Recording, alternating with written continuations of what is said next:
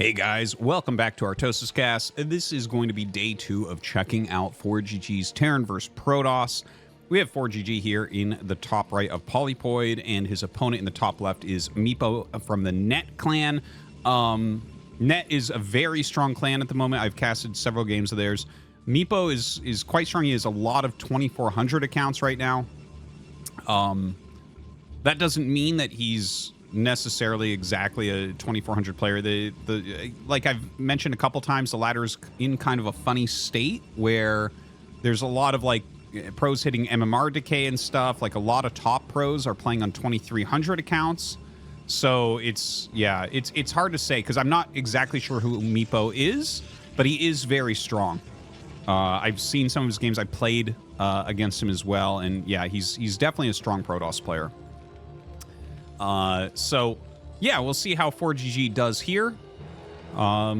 It was really interesting to see him go for such a greedy upgrade Terran style, such an older metagame, but I mean, even the FD Terran opener, it's like, wow, this is like, you're just going to be so unit low, and you definitely saw him get punished by that. Now, we'll see if that's going to be a regular thing for ForGG or not.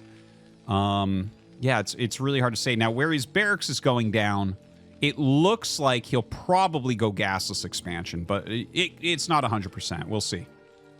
You know, some people will just make this barracks here and still go gas, but generally, if you're going for a gasless expansion, you want your barracks closer down here with micro depots so that you can stop zealots / rally down the ramp really quickly with your Marines. Okay, he does go for the gas. And the thing is, you can still do that with the gas, but you're not really afraid of dying to anything when you open up with a gas. And I don't know, just normally you do a more, what do you call it? More compact SimCity where you'd put the barracks here, maybe a second depot here, and you're basically invincible at that point. So it's like a preference thing. I don't want to overstate it, but most people do it that way. Okay, so he is scouting down to the bottom right, and a Nexus First once again. Nexus First it's almost the most popular build for Protoss vs. Terran on the ladder. It has taken Protoss players years and years and years and years to start to realize that this is literally the best Protoss build. And I think that there's a big reason behind that. Hold on, let's see. Ooh, he actually... Okay, he gets 2 shots off on the Marine and then turns around. That's actually a good way to do it because it reduces Zealot hits to 2 and Dragoon hits to 3 if you bring the Marine down to 30 health. So it's 1 hit less from any offensive unit. And you can always do that where you run up and get 2 hits and then run away and still live. So not actually a bad move. I actually think it's a pretty good move, but there's a possibility this dies later because it is lower health. Okay, anyways, I would say, and this is super greedy. Yep, I think he's relatively likely to bust this, but there are 2 zealots, so there are going to be problems here. I want to just throw this out there real quick because I was kind of teasing into it that like the reason why it's taken Protoss a long time to figure out that this is actually the best build, Nexus First in general against Terran, is because it adds a little bit of volatility to the early game, but it makes the rest of the game a lot easier. So it's like occasionally you're going to get a loss that doesn't feel good when your opponent busts you or whatever. Oh, wow. He's not going to pull SCVs. That's crazy. Okay. But yeah, it's going to make the rest of the game, again, a lot easier. So the Vulture going to come up here. I'm really surprised that he didn't pull SCVs with this. Because this is like, you can definitely bust the Nexus. Like, I mean, okay, I shouldn't say definitely, because there is a world in which they pull the probes well, and the 2 zealots go up here for a flank and stuff, and, like, it might not go as well as you wanted. But you know what? He's getting the Vulture up here. There is a zealot counterattack going on, and he did slow that command center, so that's very nice. But the Vulture is actually getting insane damage. I am surprised with how this is playing out. ForGG continues to surprise me. He's a little bit slow getting this down because he's microing so heavily over there, but he got the probe count so far down. That's huge. Now, the only thing he needs to worry about is when you spend units like that, generally Protoss will just walk across the map with everything they have. and try to put some pressure on, because they know that you skipped add-on to be able to get a Vulture there that quickly, which means, you know, after you make your Vulture, even if you go add-on immediately, and here he knows he didn't because the Zealot got killed by this, it takes 25 seconds for the add-on, 50 seconds for mines. It does not take very long for the Dragoons to walk across the map, right? It's like about 25 seconds from here to over here. So, yeah, like, oftentimes they'll just send it right across, but it looks like ForGG going to be fine. He actually goes into 3 factory play immediately. I very much like this. Okay, so the way he sent the Marines and the Vulture, I'm super surprised the amount of damage he got. That's very cool. I wonder if that's going to be anything that could become normal. I don't think so, but the fact that he's gone into this, which is like he's getting speed, he's getting tanks in 3 factory, this is kind of like no one really uses 3 factory pressures right now, but they can actually be really, really good. If you have enough information to know that you don't need missile turrets, you can go 3 factory like this, and you'll get 3 to 4 tanks and then pump out Vulture and just go across the map and see what you can do. Like I've seen Sharp used to do this sometimes, and this is a build that Ample likes sometimes, but very few Terrans really utilize this. So this is kind of a cool thing to see. He's adding a second gas right now, which is really weird, because normally you would... Okay, I was going to say, you have to add the armory if you're adding the second gas, otherwise you just don't need it. So he's about to have the speed. Let's see if he pumps pure Vulture from here. Or anything. 3 tanks going up. He has 6 Vultures with speed. There's some potential here.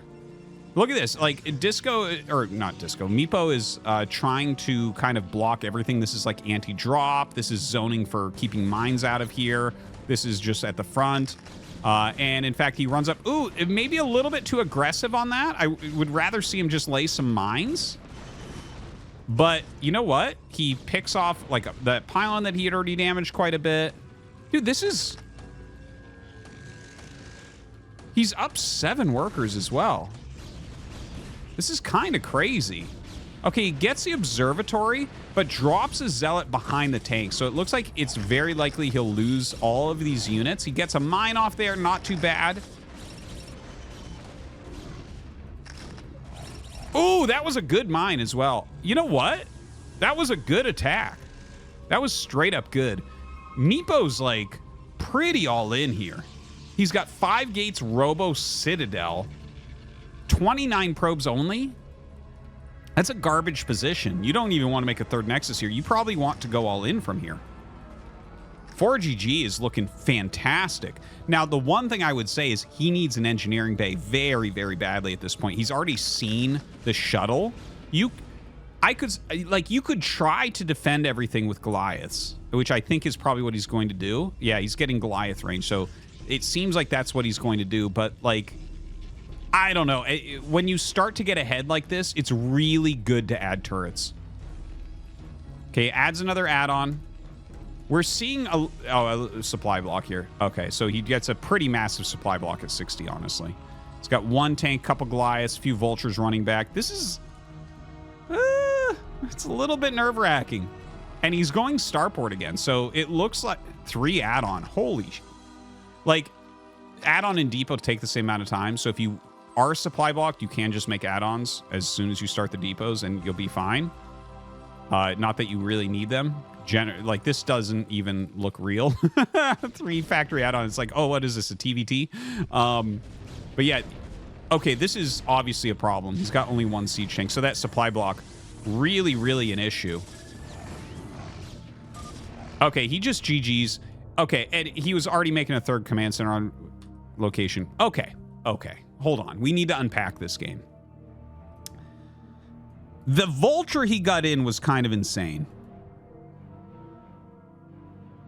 I'm going to check the factory start time in a moment here to see, because it felt... I was pretty surprised what he was able to do with that. That was fascinating. The 3 factory follow-up after it was the part that I'm... like, those 2 things put together, because he actually got himself really far ahead here. Really far ahead. If he hadn't gotten supply blocked, like if he hadn't gotten supply blocked and just continued production out of the 3 factories, like literally 1 factory siege tank, 2 factory vulture, there's no way this kills him. Like he'll have 3 tanks with siege mode in good position, some mines, vultures to clean up any zealots that get dropped out of the shuttle, right? And that's why you should be adding, you know, an eBay as well. Like Goliaths are not really what you're looking for at this point in the game. Wow. Okay, we have to jump back. Let's check. Okay, if his factory was right here, then it makes more sense. And it's not. 72 gas. So let's see the exact timing of the factory. He's going to have to cancel this Marine, I think. Oh, no, he canceled the SCV. Okay, so 233 factory. That's just a very normal factory timing.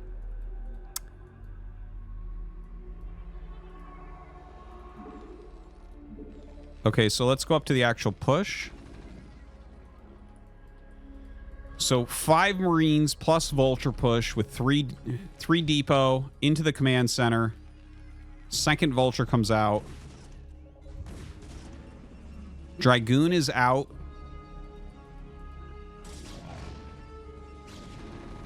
And just simply runs past.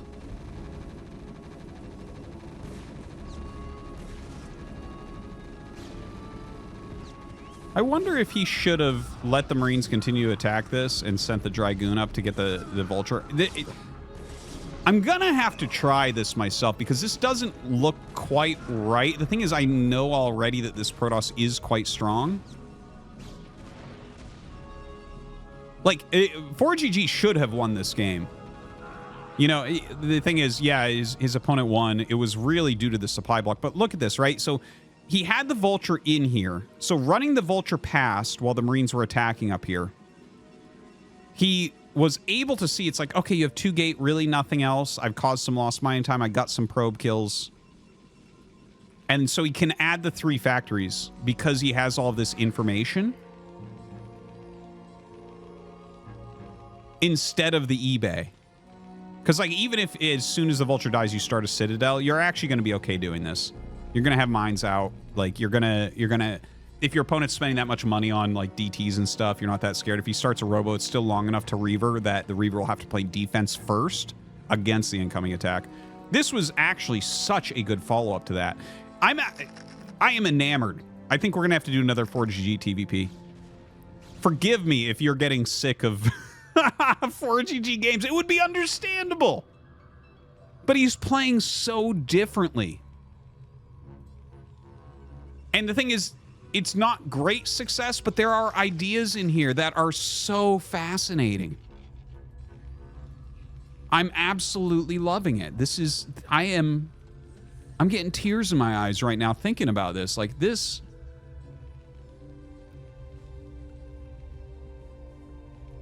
Okay, I'm going to stop recording. Thanks for watching.